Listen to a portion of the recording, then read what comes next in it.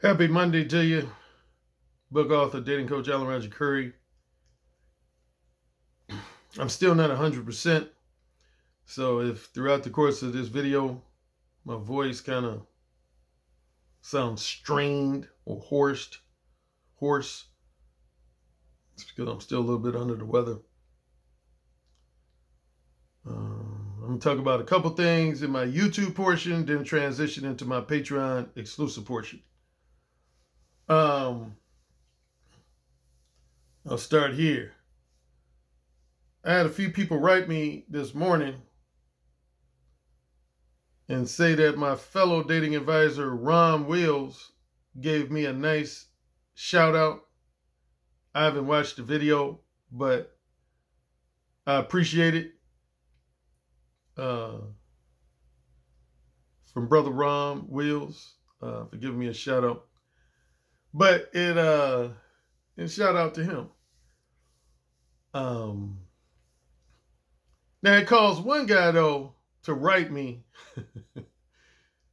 and I wouldn't go as far as say challenge me or criticize me. It was just more of an observational comment. But I guess in Ron's video, he referred to my Mode 1 approach as just straight up behavior, straight up. Now, I didn't hear that myself, so I don't know for sure if that's true. I'm going by what this guy said. But he said Ron, he didn't really refer to my approach as the Mode 1 approach. He called it the straight up approach. And so that caused one of my followers to write me a message and ask me, he said, Alan, I know you've built your Mode 1 approach brand over a period of over 20, probably 25 years. But he said, I just have a curious question for you. He said, I was listening to Rom's video where he gave you a nice shout out, but he happened to mention, he referred to your Mode 1 approach as just a straight up approach. And I know you said one of the reasons why you liked the term Mode 1 is because it was only 2 words and only 2 syllables. He said, wouldn't you have to agree with the term straight up? Straight up is 2 words and 2 syllables. He said, so I'm just curious. He said, I'm not really, trying to second guess the title of your books or your brand. But what caused you to call your approach a Mode 1 approach instead of something similar to what Ron said, a straight up approach? Well, if you own my books and you've read them thoroughly, or you own my audiobook and you listen thoroughly, you should already know the answer to that question. Now, in defense of this guy, he ain't the only one to ask me a similar question like that. I've had not too many people, but probably at least 24 people over the last 10, 15 plus years ask me a similar question. Like basically, why Mode 1? Now, similar to that, I've had some people that have tried to distort Mode 1. And they'll say stuff like, oh man, AlanRogerCurrie is Mode 1. Mode 1 is just another term for being honest with women. I've heard that a lot. Mode 1 is just another term for being honest with women. Next to being honest, some guys have said, oh, Mode 1 just simply means being real verbally bold and verbally straight to the point. Or some will put it, instead of straight to the point, they'll say direct. Mode 1 just means being verbally bold and being verbally direct. Alan just decided to call his Mode 1, but that's what it means.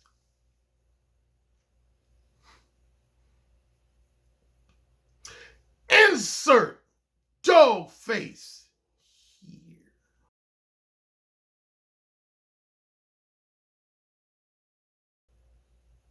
Again, I explained this. I always talk about my 1997, which was 25 years ago.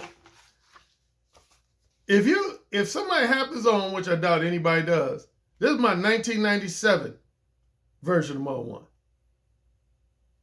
Yeah, this is my 1997 version of Mode 1, which was my third printed version of Mo 1.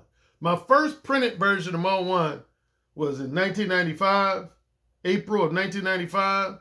Then I published another printed version in 1998. This was my third printed version. And I had one more printed version in 1999, which also turned into an ebook. Okay? But anyway,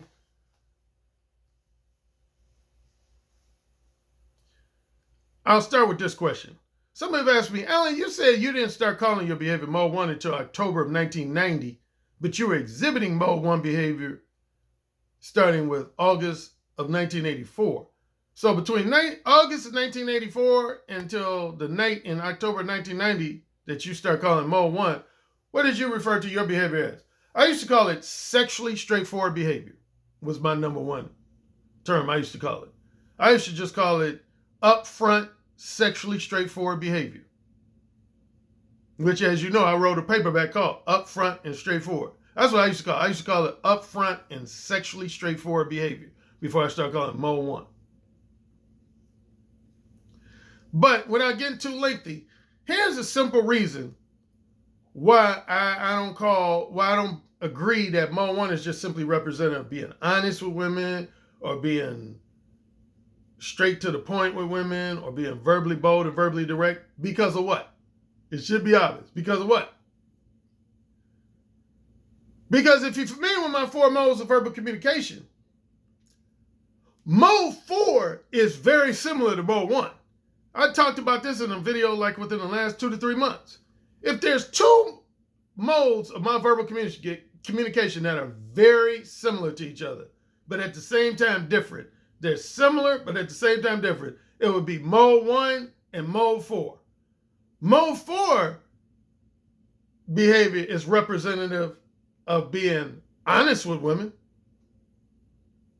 Mode 4 is representative of being straight to the point, or what some other people call verbally direct. Mode 4 is representative of being verbally bold. So if you were to say Mode 1 is just simply representative of being honest, being straight to the point, or being verbally bold and verbally direct, you can say those the same 3 things about Mode 4.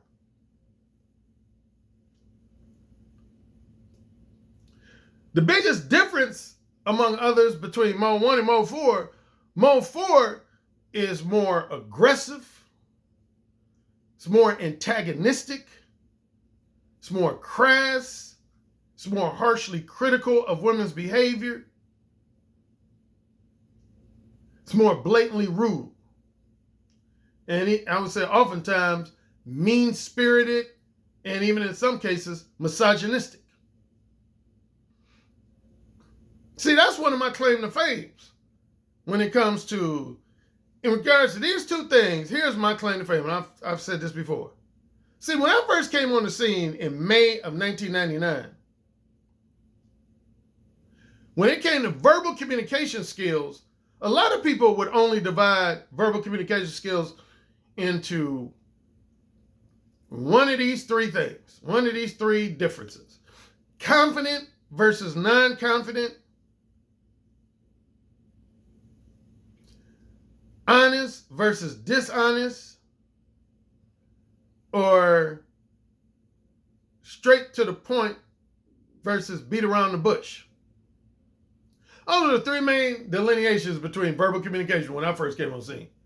Some people would talk about the difference between confident verbal communications and non-confident, honest versus dishonest, and straight to the point versus beat around the bush. See, Mode 1 encompasses all of those. That's the beauty of me calling my approach the Mode 1 approach. Mode 1 represents, at minimum, at least 12 to 14 different specific adjectives and or behavior traits. It represents, at minimum, at least 12 to 14 very specific and different adjectives and or behavioral traits. I'll list a few. Charismatic, confident, bordering on cocky, courageous and fearless, egotistically indifferent. That's just a fancy term for not caring about what other people think. That's what it means to be egotistically indifferent. That means you just really don't care about other people's opinions of you, criticisms of you, insults of you, etc. Straightforwardly honest, non-manipulative, persuasively charming, poised, which is the same thing as a calm and relaxed demeanor and disposition. Poised, seductive, shameless. You can say shameless and unapologetic are essentially the same thing. Shameless and unapologetic are essentially the same thing. Smooth, upfront, verbally bold. If I add on a couple more, candid, frank, forthright. Now, obviously, you wouldn't expect me to have the title of my book a whole bunch of different specific adjectives and behavioral traits. So when you combine all of the ones I mentioned into just one approach, the Mo 1 approach. That's why I have that video on my channel called Protect the Brand. Most of you will see it if you've been to my main YouTube page, my main homepage of my YouTube channel. My main video on that page is my video called Protect the Brand. That's at least half the reason why I did that Protect the Brand video. Because I did that, I think, back in 2019. Might have been 2018. I think it was 2019. Because people were starting to distort my Mo 1 brand. You know, it's like that old adage. My father used to talk about this. Some people will think if two things look similar, maybe even sound similar, they're the same thing. An animal example would be a duck and a goose. Are a duck and a goose similar? Yes. Are they exactly the same? No, they're not. Just like Mo 1 and Mo 4.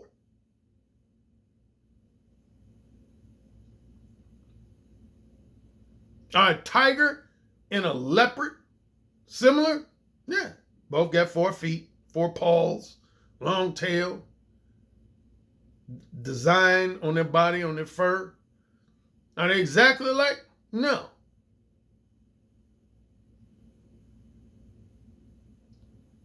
Chimpanzee versus an orangutan versus a baboon.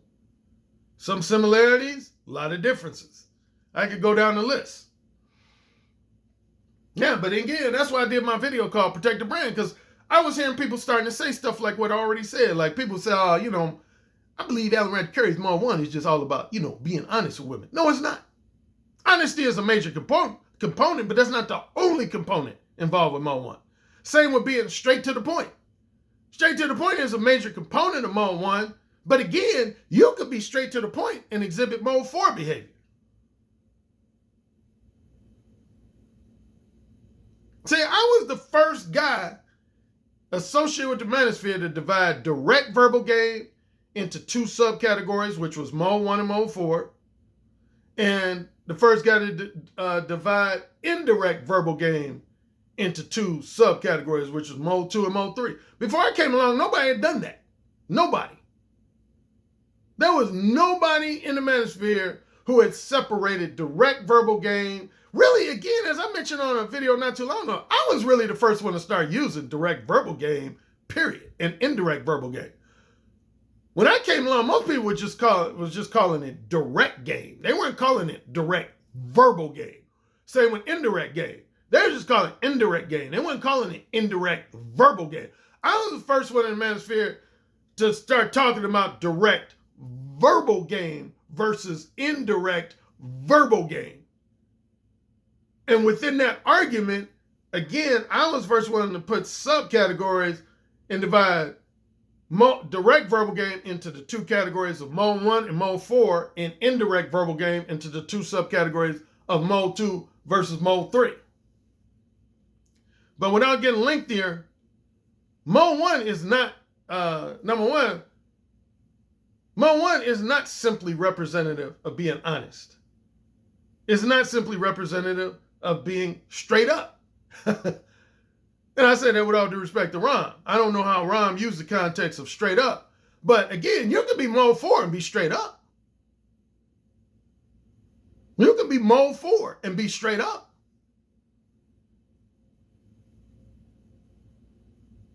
I'll give you a quick example. I've used this example, but here will be a quick example of the difference between Mo 1 and Mo 4. Let's say I went up to an attractive woman and I said, "Ooh, you're a very attractive, sexy woman.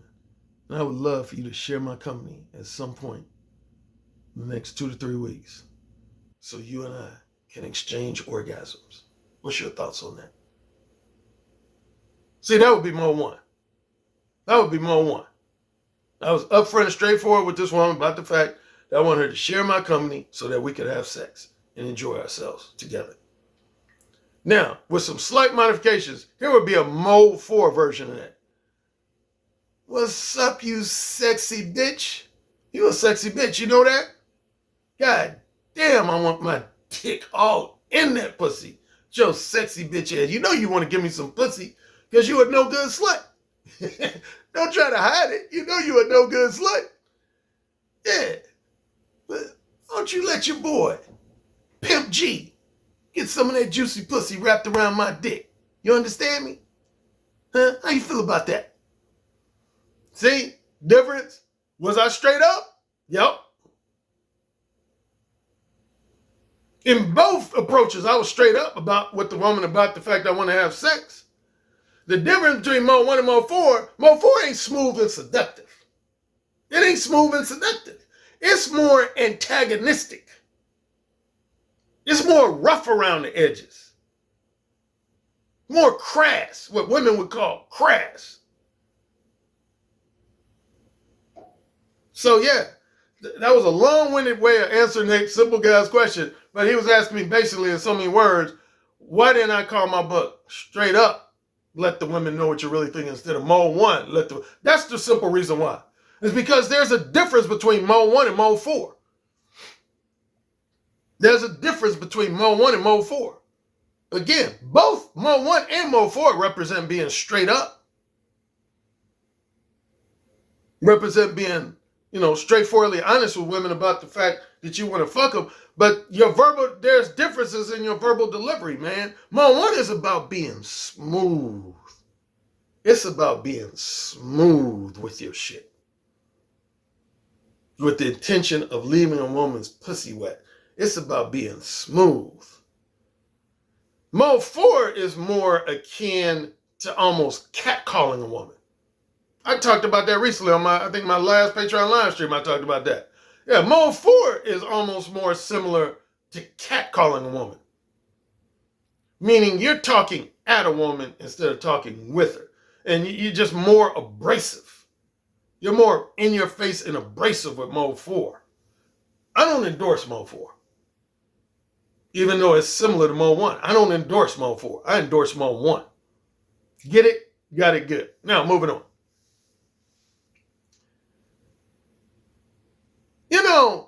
In my 5+ years on YouTube, I've heard a lot of Manosphere content creators, particularly black male content creators, say some things that just raised my eyebrows.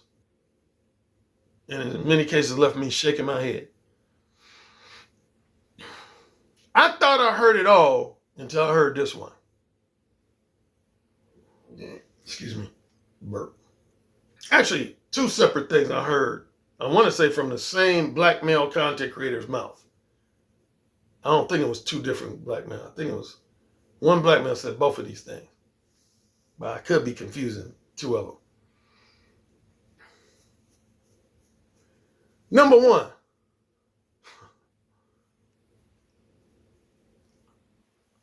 I literally heard a black male content creator say this past weekend on a live stream. He said that a man concentrating on his looks is feminine. Can't make this shit up. He actually said that. He said a man concentrate on his looks is feminine.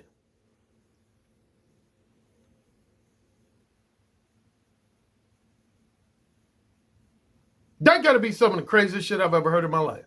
So men just supposed to walk around looking unkept and unattractive. Is that what I'm hearing? So if you walk around looking disheveled and unkept and scraggly and just ungroomed, then you a masculine motherfucker. If that's the new definition of being a masculine motherfucker, I don't want to be one.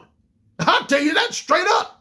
If that's going to be the new definition, is a unkept, disheveled, non-shaven, ungroomed motherfucker is supposed to be more masculine. I don't ever want to be masculine then. Sign me up for the feminine side, motherfuckers. Shit, real talk. That's some goofy ass shit. Uh-oh, Rambo coming out. Rambo. No, really, that's goofy. That's goofy. That's like extra goofy. That somebody would say that.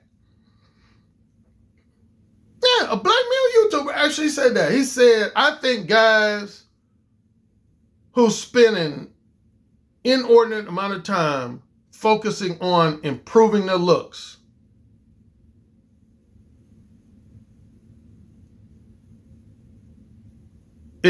means, he said something like, that means you trying to, I'm paraphrasing one, so these are not exact quotes because I don't want to be accused of misquoting someone, so I'm going to say it's paraphrased. This guy went on to say basically that women are supposed to be chosen by men. He said women are supposed to be chosen by men. Men are not supposed to be chosen by women. Says who? Says who? You? The black male YouTuber said this? Shit, y'all know about my senior year?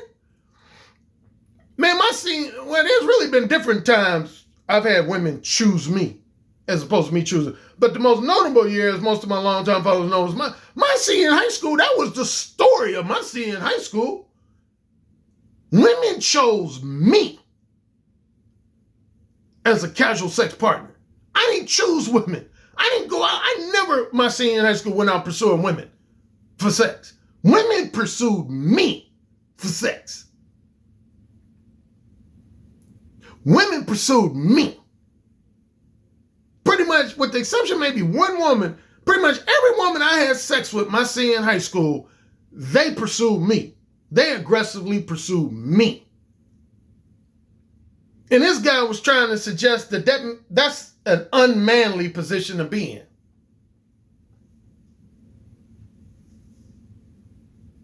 Which is goofy.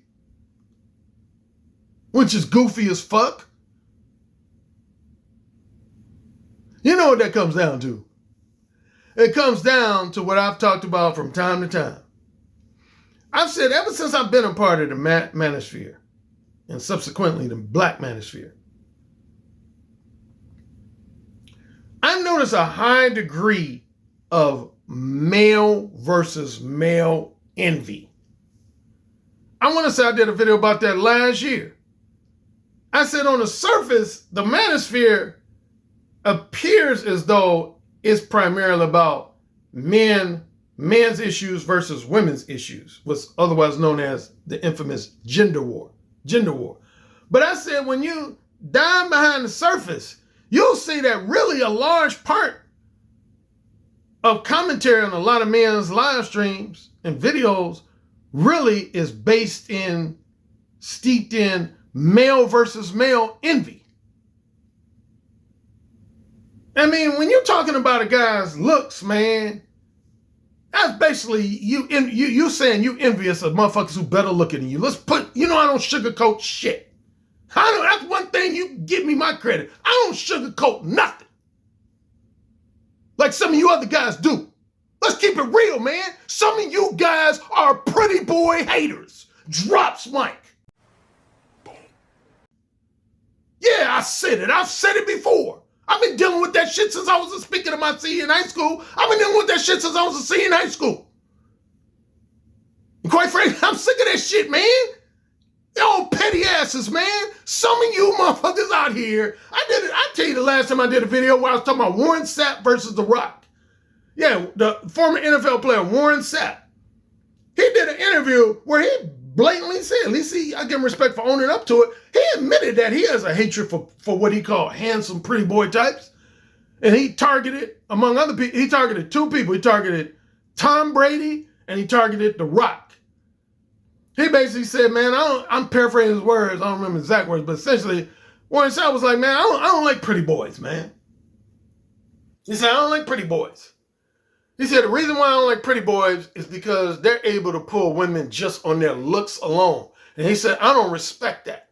He said, I think guys should have to have achieved something of significance as a prerequisite for pulling beautiful, sexy women. Like achieve something in their career, achieve something financially, academically, whatever. He said, I think you should have to have achieved something as a prerequisite to pulling beautiful. He basically said, I don't think any man should be able to pull beautiful, sexy women just because he's a good-looking pretty boy. Yeah, man, that was the negative side of my CNN school. I ain't going to rehash the whole details again. But that was the first year I first started getting hated, man. A lot of guys hate on me, man, because they felt like I was a popular, pretty boy with the ladies, and I got a lot of attention from the girls, probably more attention than any guy in the city of Gary, Indiana that wasn't a superstar athlete. Yeah, man, guys used to hate on me big time. But yeah, it sounded like that's what this black male YouTuber was doing, man. So I'm going to quickly go over before I transition into my Patreon exclusive portion. I'm going to talk about the 5 various forms of male versus male envy. The 5 various forms of male versus male envy. And they're all rooted in a person being jealous and or envious of another man who's getting more attention from women than he is. Now, on a side note, you remember I did a video, because I'm pedantic like this. I'm pedantic. I did a video distinguishing. There's actually, a lot of people don't realize this. There's a difference between being jealous and being envious.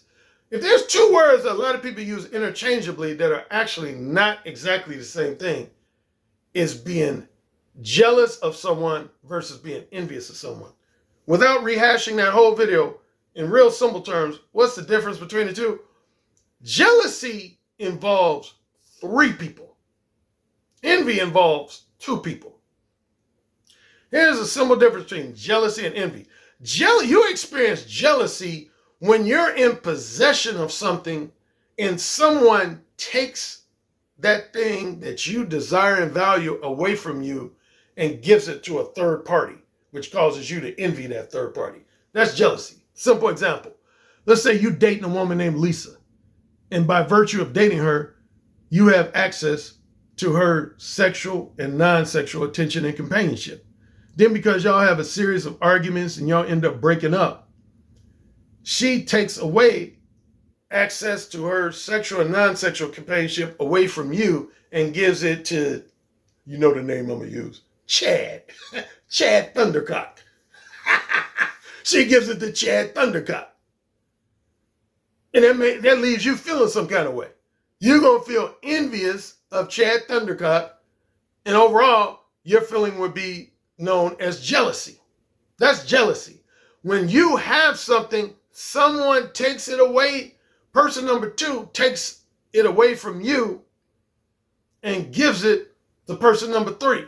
That's jealousy. Envy is when you want to take something away from another person. It could be their car, their house, their expensive jewelry, their level of fame and popularity, their expensive material possessions, or you just don't want them to have something they have, such as good looks. That's envy. That's envy. So there's a difference between jealousy, and envy. They're similar, but yet different. But I'm going to go over the 5 forms of male versus male envy. Let's start with the root. The first one is basically, you could say, the root of the other 4. The first one is the root of the other 4. And that would be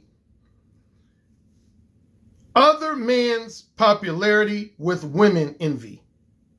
Other man's popularity with women envy. My commentary. Many men tend to experience this sort of envy as early as their middle school years. Plain and simple, a lot of heterosexual men cannot handle observing another man receiving far more flirtatious, romantic, and or sexual, excuse me for burping so much, man.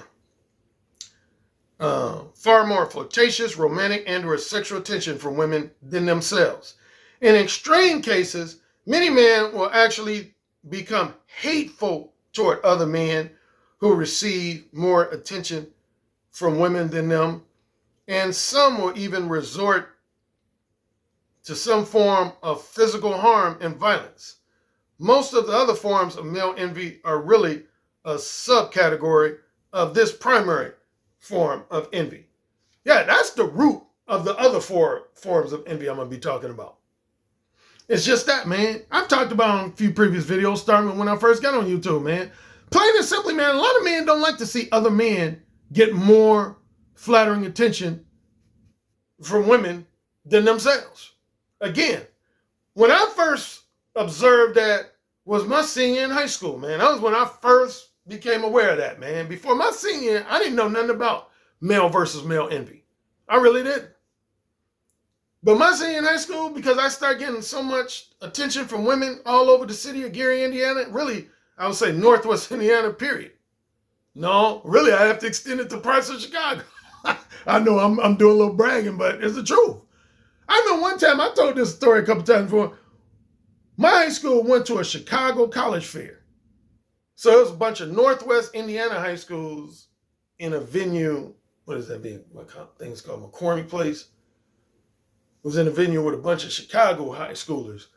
And at the risk of sounding conceited, man, the girls from the Chicago high schools, man, they was going crazy over yours truly. It was a trip, man. It literally tripped me out, man. My high school classmates, they bring it up from time to time. Yeah, girls from Chicago, man, they was going nuts over your boy.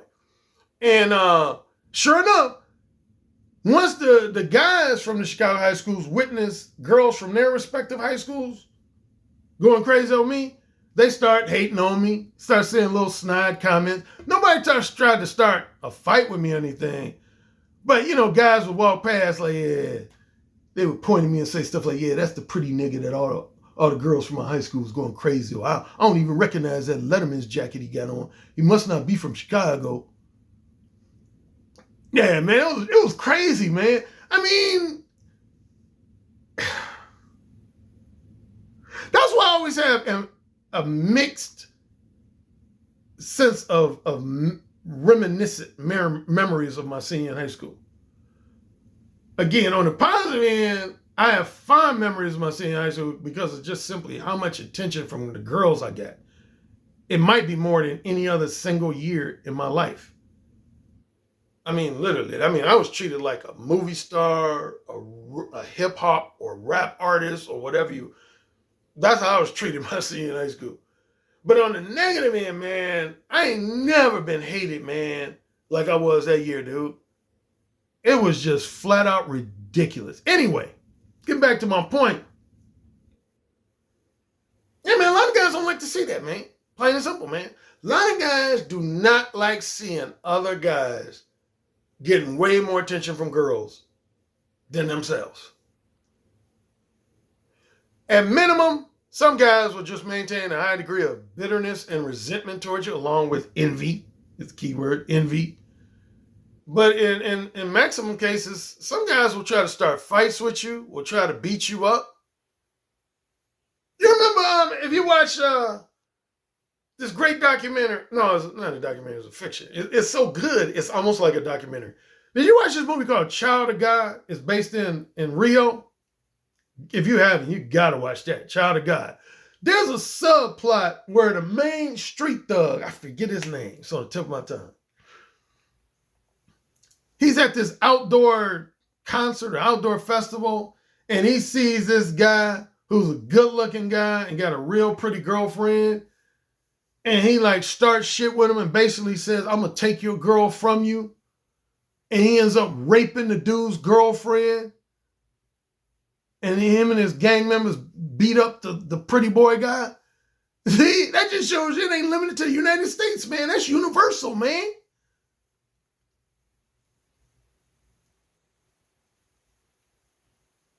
Yeah, man, a lot of guys, either one or two things, not both.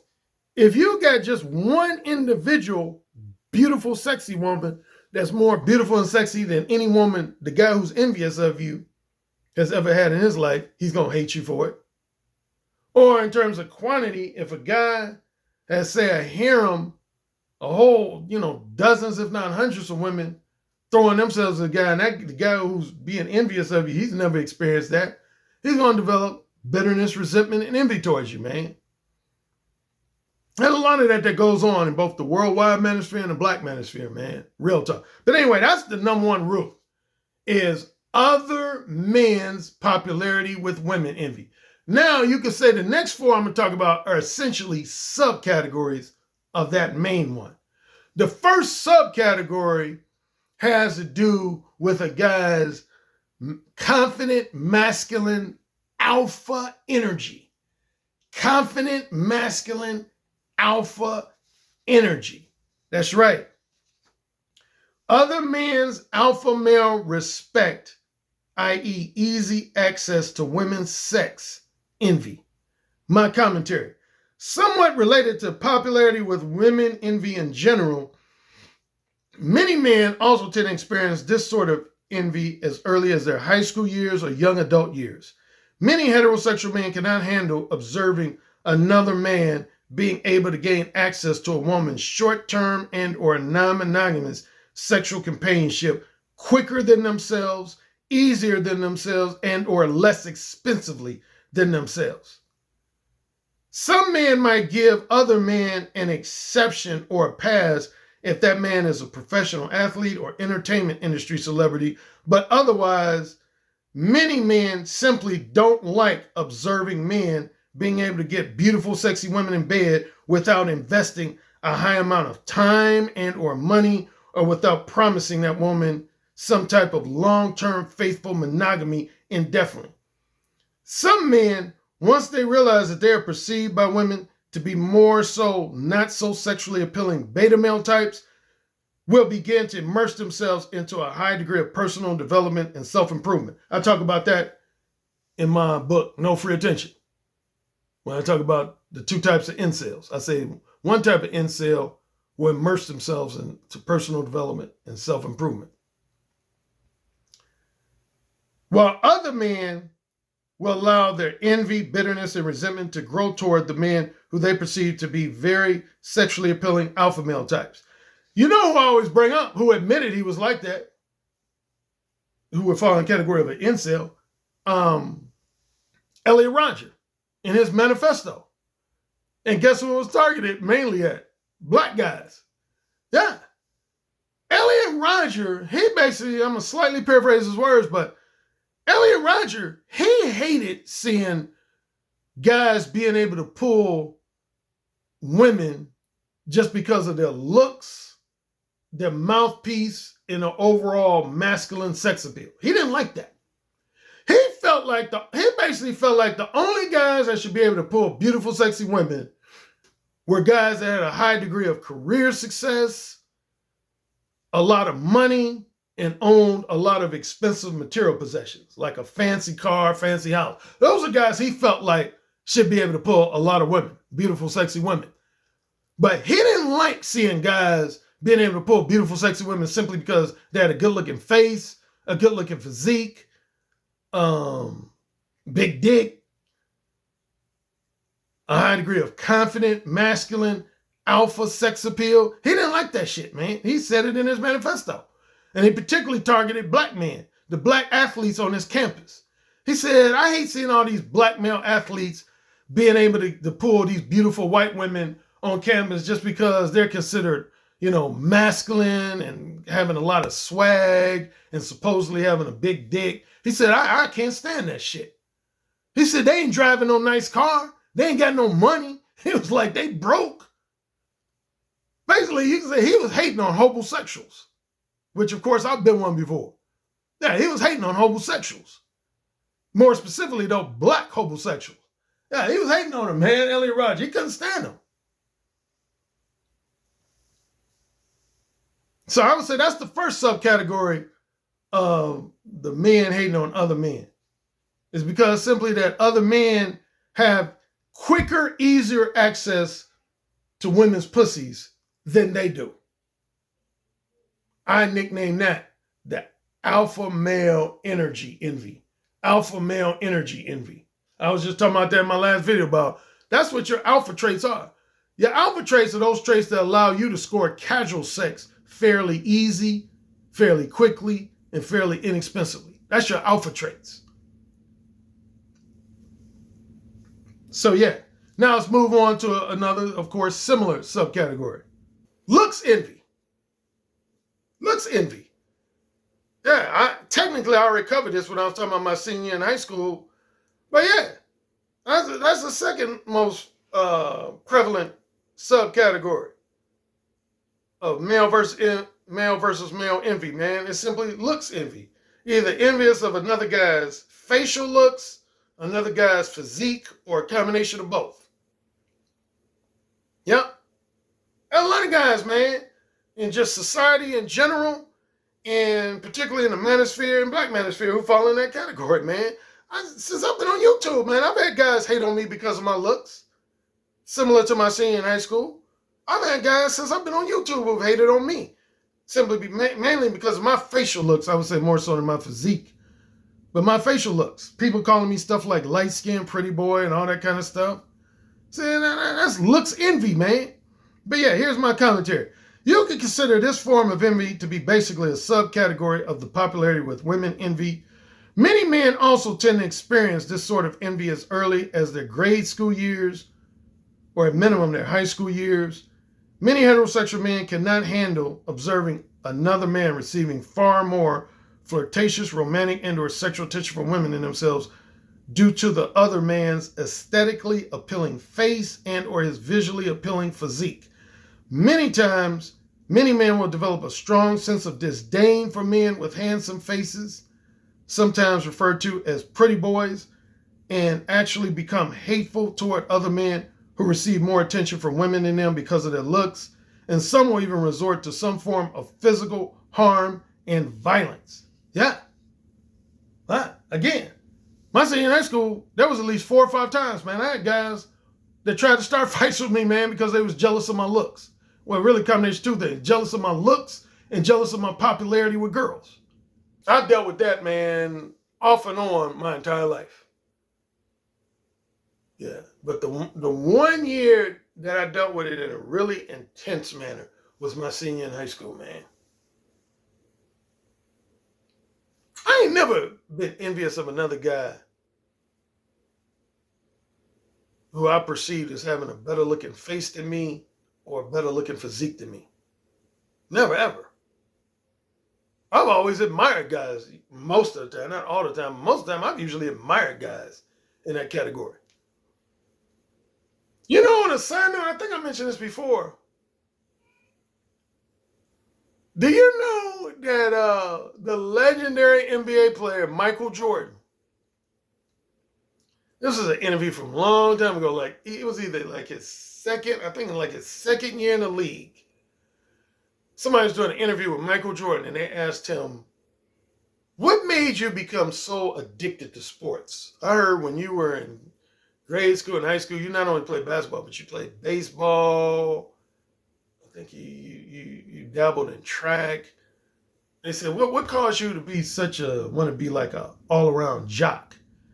And he said that had to do with something that happened when I was in elementary. He said, I remember when I was in the 4th or 5th grade,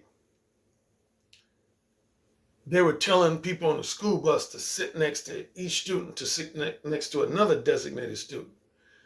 And they had me, I was supposed to be sitting next to this girl who I actually had somewhat of a crush on.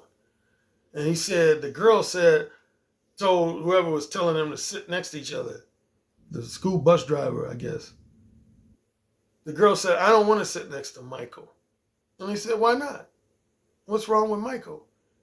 And she said, he's ugly. I want to sit next to a cute boy. That was fucked up for that girl to say that. You know, I couldn't even use that word in my household. I mentioned that before. My mother frowned on the word ugly. Seriously, me and my brother used the word ugly, we get a pop on the mouth. Yeah, like if we came home from school and said, oh yeah, you know, there was this girl in the cafeteria and she was ugly. My mom would say, what did you say? And we said, she was ugly. Pop, don't you ever say that word in this house again. Don't ever talk about people's looks. Yeah, my mother, who was beautiful herself, she did not believe in talking about other people's looks. She didn't like that at all. Yeah. That was one of her like pet peeves, man. She didn't like me or my older brother to ever harshly criticize other boys or girls based on their looks. Now, going back to Michael Jordan's story. Yeah, he admitted that was egotistically painful for him. And he said it was that day. He said in this interview, he said that day, he said to himself, I don't remember the exact words, so I'm going to be paraphrasing.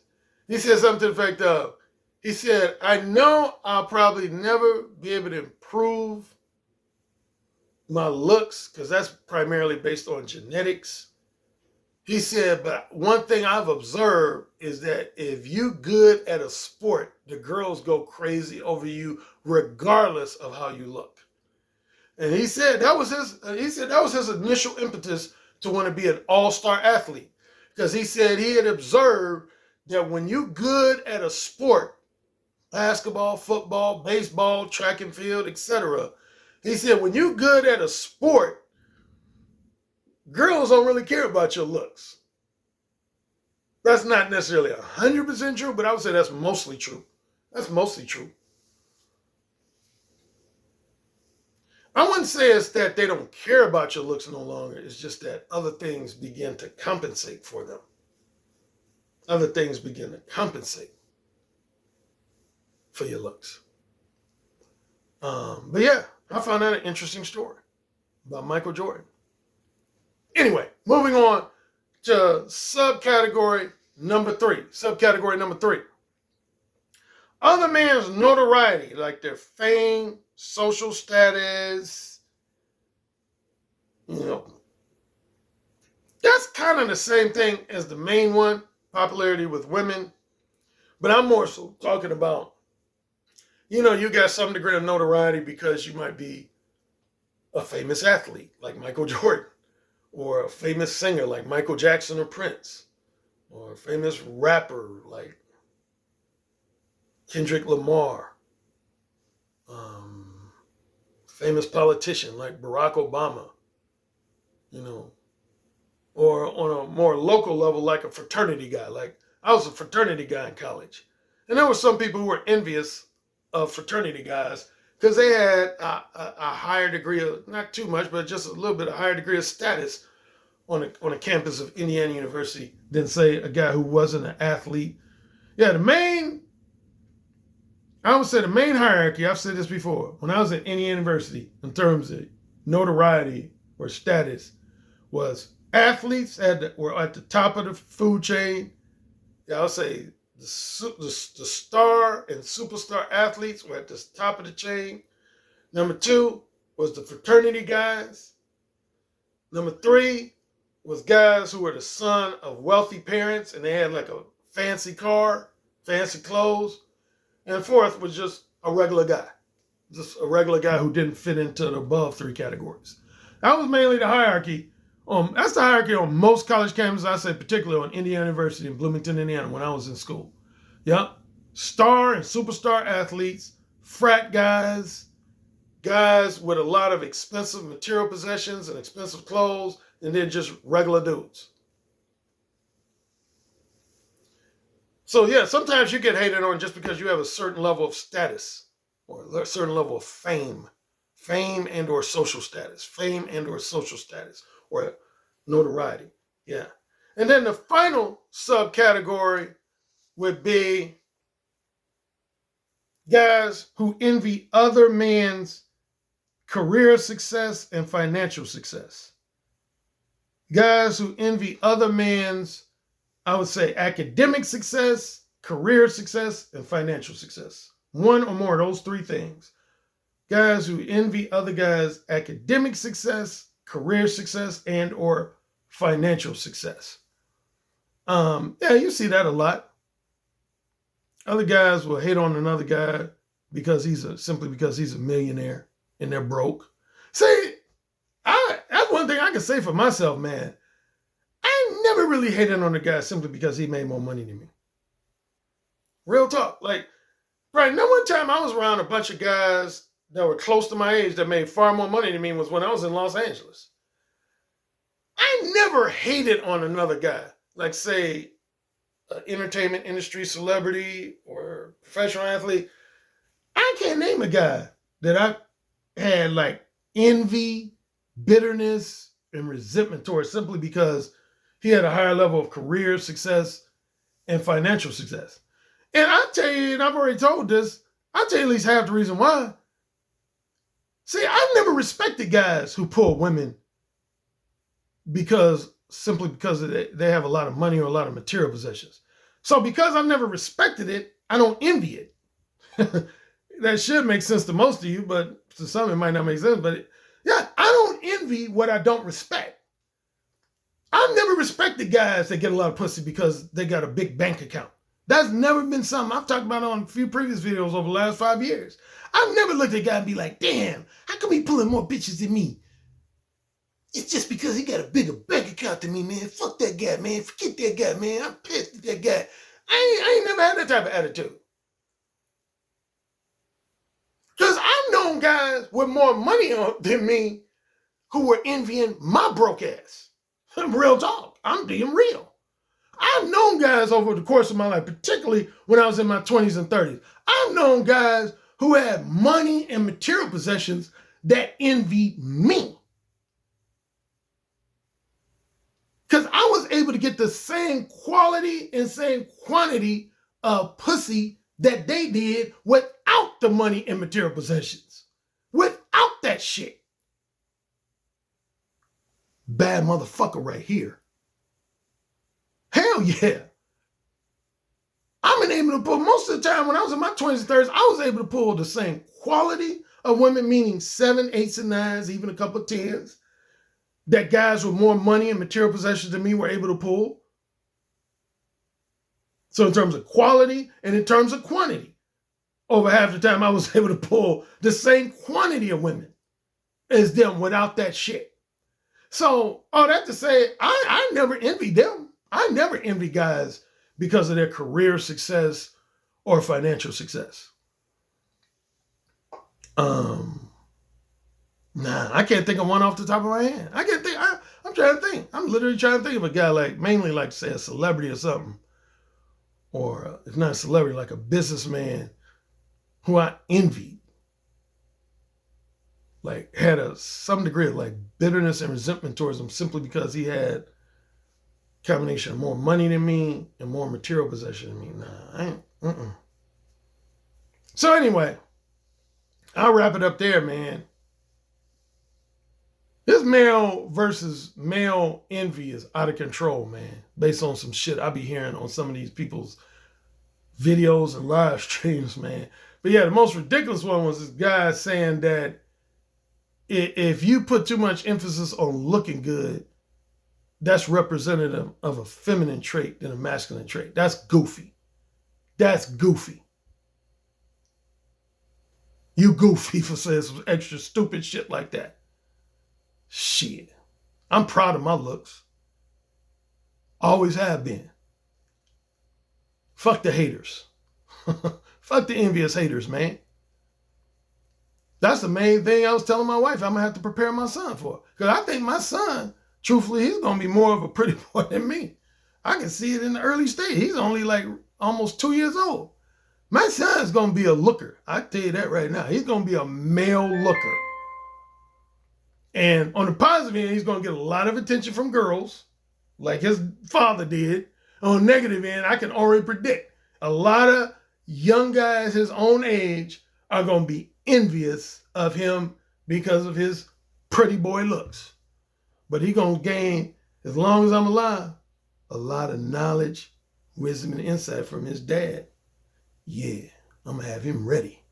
Martial arts to the T. Have him ready. That's right. My son going to be ready for all the haters. He going to be ready. Damn right he is. Anyway, in my patriotic exclusive portion, I'm going to go in on an American icon, Hugh Hefner. If you're a Patreon subscriber, stay tuned.